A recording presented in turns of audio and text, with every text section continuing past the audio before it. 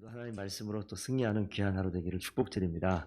오늘 성경 본문은 제가 30절부터 읽었는데 그 이전에 14절부터 중간에 모습을 보시면 예수님 이야기라기보다는 이제 세례 요한이 죽음의 사건이 기록되어 있고 세례 요한을 누구라고 부르냐라고 이렇게 이야기할 때 예수 그리스도를 누구냐라고 이야기할 때 그 요한이 죽은 다음에 예수님의 행적을 이렇게 계속 소문을 듣죠. 그러면서 14절 잠깐 보면 세례 요한이 죽은 자 가운데 살아났다 이렇게 이야기하기도 하고 선지자 중에 하나다 혹은 엘리야다라고 이렇게 이야기하는 장면들이 잠깐 등장을 합니다.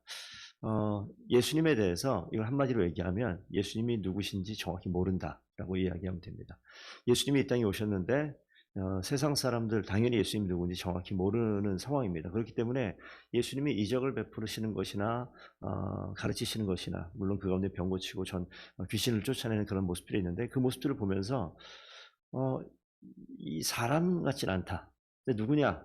세례요한이 환생했다. 내지는 크신 선지자 중에 하나일 것이다. 이렇게 이야기하는 정확히 알지 못하는 그 모습이 있는데 그 모습은 그 주변에 있는 사람들만 모르는 것이 아니라 제자들 역시 예수님이 누군지 정확히 모르는 건 똑같아요. 그래서 오늘 읽었던 30절 본문부터는 예수님이 갈릴리에서 사역을 하고 다른 지역으로 옮겨갔다가 또 갈릴리에 사역을 하고 또 다른 지역 옮겨갔다가 또 갈릴리에 사역을 하는 이번에는 이제 세 번째 갈릴리에서 사역하는 장면이 시작되어지는데 특히 갈릴리 사역하는 세 번째 사역은 제자들에 대해서 집중적으로 가르치시는 그러한 모습들이 언급이 되어집니다. 그래서 오늘 예수님에 대해서 정확히 알지 못하고 있는 이 제자들을 어떻게 요즘식으로 얘기하면 제자 훈련 하는 그런 사역의 모습으로 좀 보시면 되겠는데 우리가 잘 아는 오병이어 사건이 되겠습니다. 오병이어 사건 보시게 되면 이 사건의 이 30절 보면 사도들이 예수께 모여 자기들이 행한 것 그리고 가르친 것을 낱낱이 고하니 그 예수님께서 그 7절 말씀 6장 7절에 보면 12제자를 둘씩 나누어서 보냈다가 다시 돌아온 장면입니다. 돌아와서 사역 보고하는 거예요. 전도 보고하는 거죠. 가서 어떤 일이 있었다라는 것, 무엇을 가르쳤고 어떤 일이 있었다라는 사역 보고를 할 때 예수님께서 너희는 이제 한적한 곳에 가서 잠깐 쉬어라 라고 이제 쉼의 시간을 허락하십니다. 왜냐하면 예수님과 함께 있으면 쉴 수가 없어요. 계속해서 수많은 사람들이 오고 가고 하기 때문에 먹을 시간도 없다라고 성경에 31절에 기록되어 있습니다. 그래서 따로 좀 한적한 곳에 가서 먹고 쉬고 할 수 있게끔 배려해 주는 장면이 나타납니다. 그래서 배를 타고 한적한 곳으로 옮겨가는데 제자들이 옮겨가는 그 이동의 모습을 보고 이제 사람들이 정말 어마어마하게 많아진 모양입니다. 그래서 말씀드렸지만 갈릴리 호수로 배를 타고 가니까 그 배를 보고 어디로 가는지 사람들이 다 배를 타고 움직일 수 없으니 도보로 움직여 가는데 배가 가는 것보다 더 먼저 도착하는 곳에 가 있는 장면. 그래서 이 빈들이라고 나오는데 빈들에 수많은 사람들이 모여 있는 그 장면입니다. 오늘 그 장면 속에 34절 한번 같이 한번 읽어보겠습니다. 34절 시작. 예수께서 나오사 큰 무리를 보시고 그 목자 없는 양 같음으로 인하여 불쌍히 여기사. 여기 보면 예수님께서 가지고 있는 이 무리를 향한 마음은 항상 피곤하고 힘들고 어려운 시간임에도 불구하고 이 불쌍히 여기는 마음. 하나님 아버지의 마음이 이런 마음인 것 같습니다. 우리는 성향이 각각 다르기 때문에 정말 냉정한 사람도 있고 자기 이익만 생각하는 사람도 참 많습니다. 그리고 요즘에 수많은 사람들, 교회에 있는 사람들뿐만 아니라 모든 사람들이 지극히 자기중심적인 사람들로 다 되어져 있어요. 신앙생활하는 것이 무엇이냐라고 얘기할 때 자기 중심의 이 마음을 내려놓고 하나님 중심으로 바꾸는 것. 이게 정말 중요한 신앙생활의 가장 중요한 부분이라 생각하는데 교회를 열심히 다녀도 항상 자기 중심적인 것이 있어서 하나님 말씀을 들어도 하나님 말씀을 듣고 자기 마음을 가지고 재단을 해서 이것은 따라가도 되고 이것은 잠깐 멈춰 있어야 되고 이런 식의 신앙생활하는 사람이 너무나 많습니다. 그렇기 때문에 우리가 신앙생활할 때 성경을 볼 때마다 가장 중요한 것은 내 마음에 있는 것, 나의 생각과 나의 어떠한 욕심은 당연하고요. 나의 의지마저도, 나의 성향마저도 주님 앞에서 내려놓을 수 있는 그러한 훈련이 필요하고 그러한 기도가 반드시 필요합니다. 그래서 우리가 주 예수 그리스도의 마음을 우리 품고자 하는 마음의 결단. 이게 너무 어려워요. 잘 안 돼요. 계속해서 밑에서 샘솟듯 나의 중심이 자꾸 발동하면서 내 생각과 내 뜻이 계속 올라와서 하나님의 뜻과 하나님의 생각대로 살아가는 건 너무 어렵고요. 사람들이 이야기할 때 더 어려운 건 언젠가 한번 생각해 보니까 말씀 읽고 내가 이 말씀대로 살아야겠다 다짐할 때는 어렵지 않아요. 나와 말씀이 둘 사이에 말씀 보고 깨닫고 그래 이 말씀대로 살아야지 기도하고 이럴 때는 쉬운 것 같은데 누가 나타나서 무엇인가 상황, 삶의 정황을 가지고 이야기할 때 내 입에서 나가는 말이 하나님 말씀을 이야기하는 것이 아니라 내가 경험했던 것을 이야기하는데 거기에 하나님 말씀이 없을 때가 종종 나타나는 것을 보게 됩니다. 그래서 항상 깨어서 기도하지 않고 항상 말씀과 가까이 하지 않으면 하나님 말씀보다 내가 늘 살아가는 삶의 자리에 내 인생의 판단과 경험이 더 먼저 올라오는 그런 경우가 많아요. 실수할 때가 너무 많습니다. 조언을 해놓고 어떤 상황 속에서 이렇게 했으면 좋겠습니다라고 얘기해놓고 돌아오니까 이건 하나님께서 원하시는 게 아니라 그냥 지극히 상식적인 나의 경험과 판단에서 한 이야기인데 이런 실수를 할 때가 많습니다. 그래서 제가 오늘 이 말씀에 머무른 것은 어떤 사람은 불쌍히 여겨져요. 어떤 사람은 그렇지 않아요. 그런 마음이 우리 가운데 있을 수 있다는 겁니다. 그런데 주님께서는 항상 무리를 바라볼 때 이 제자들이 무리를 바라볼 때 기뻤을까요? 불쌍한 마음이 있었을까요? 제가 제자의 심장에 잠깐 들어가 보니까 짜증났을 거예요. 나도 좀 쉬자. 나도 좀 쉬자. 끊임없이 오는 거예요. 그래서 브레이크 타임 딱 걸어놓고 좀 지금은 쉽니다. 라고 하면 좋겠는데 여기 보면 밥 먹을 시간도 없다고 하니 이 얼마나 힘들었겠어요. 예수님께서 너희들 좀 가서 좀 쉬어라. 라고 이야기하는 그런 상황입니다. 그런 상황이 우리에게 있게 되면 어떻게 됩니까? 그래서 우리가 사역을 하는 가운데 교회에서 하나님 맡겨주신 사역을 내가 진짜 교회만 아니면 안 할 건데 진짜 이러면서 하는 시간이 많잖아요. 그럴 때 하나님께서 쉼의 시간을 주는 이것들을 우리가 한번 생각해 볼 시간이 필요합니다. 근데 그럼에도 불구하고 끊임없이 다가오는 상황 속에서 여기 보니까 아주 정말 정확하고 아주 명확한 이야기가 나오잖아요. 예수님 이제 먹을 때 됐는데 너무 오랫동안 따라다닌 것 같아요. 다 좀 마을로 보내서 이제 먹게 하시죠. 이제 그만 사역 여기서 접고 다 보내시죠. 이런 내용입니다. 먹을 게 없으니까. 대답하여 이르시되 너희가 먹을 것을 주라. 근데 예수님의 대답이 좀 이상한 대답을 우리가 하시잖아요. 너희가 먹을 것을 주라. 우리 뒤에 나오지만 보리떡 5개, 물고기 2마리밖에 없는데 어떻게 먹을 걸 줍니까? 이거 지금 먹을 거 주려면 지금 주문해야 돼요. 지금 쿠팡으로 다 주문했겠네요. 주문해가지고 오면 200데나리온. 한 데나리온이 하루 품삯이니까 10만 원 잡으면 10만 원 곱하기 200. 얼마요? 200만 원 넘나요? 2천만 원인가요? 그 정도 돈은 있어야지 여기 다 먹습니다. 그렇게 많아요. 나중에 보니까 이 남자만 5천 명이 먹었다는 그런 이 사람들이 모여있는 그런 장면.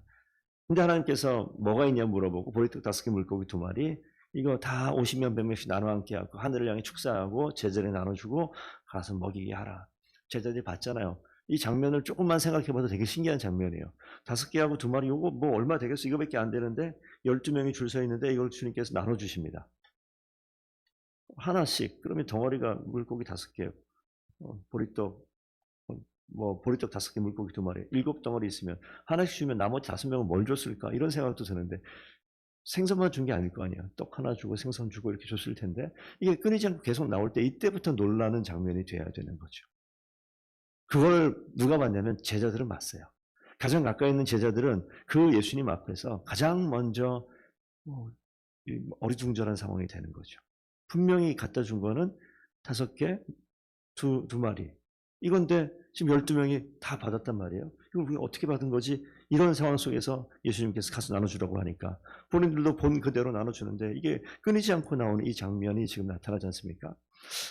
정말 아무것도 아닌 그 200데나리온에 2천만 원 우리가 지금 상식으로 생각했을 때 그 이상에 되어지는 이 값어치의 음식이 있어야지 뭔가 해결될 것 같은 거기에 비하면 보리떡 5개 물고기 2마리 정말 사소하고 하찮고 아무것도 할 수 없을 것 같은 그런 것인데 그것이 어떻게 됩니까? 하나님께 드린 바 되었을 때 하나님의 도구가 되고 그것이 하나님께 기꺼이 드린 그 믿음이 역사를 이루어내는 도구로 쓰임 받는 장면입니다. 우리가 이 장면을 우리에게로 적용시켜 보면 사실 우리가 어마어마하게 크고 위대하고 많은 것 가졌고 능력 있는 사람에 비하면 우리도 어쩌면 보리떡 5개 물고기 2마리 같이 하찮은 존재고 우리가 능력 없는 모습일 수도 있습니다만 그렇기 때문에 하나님 앞에 드려질 때 우리 하찮은 인격과 능력도 하나님의 도구로 사용되면 위대한 효력을 드러낼 수 있습니다. 그래서 우리가 그것 때문에 주님 앞에 사역하는 것이지 자칫 잘못하면 저도 그런 이야기를 많이 했어요. 우리 선생님께서는 이런 달란트가 있으니까, 우리 집사님은 이런 능력이 있으니까 우리가 이런 일 할 때 이번 사역에 이런 동참하셔서 좀 참여하시면 큰 도움이 될 것 같아요. 제가 말한 거 좀 들어보세요. 뭐라고 그랬죠? 능력이 있으니까 참여하면 큰 도움이 될 것 같아요. 그런 달란트가 있으니까 이 일에 딱 맞는 것 같아요. 은사대로 일한다. 맞는 말 같지만 이 성경을 보면 그것도 정확한 말은 아닌 것 같아요.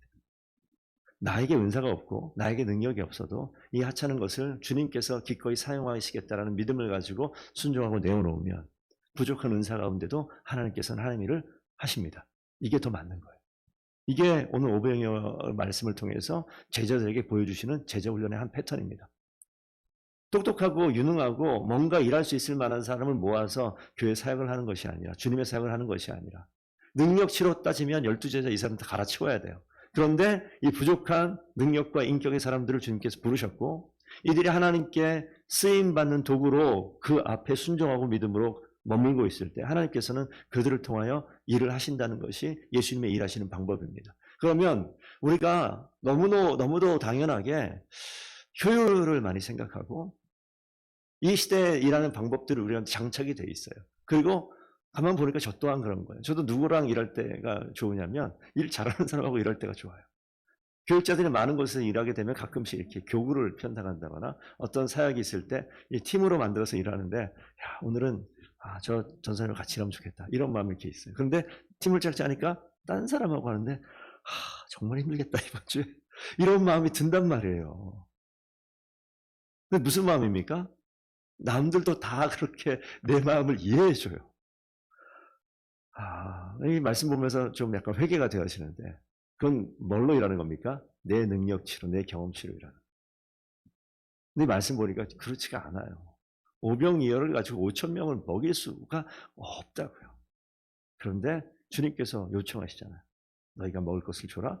능력 없는데요. 할 수 없는데요. 가진 게 없는데요. 지금 상황이 이런데 어떻게 합니까? 이 제자들의 반응이었잖아요.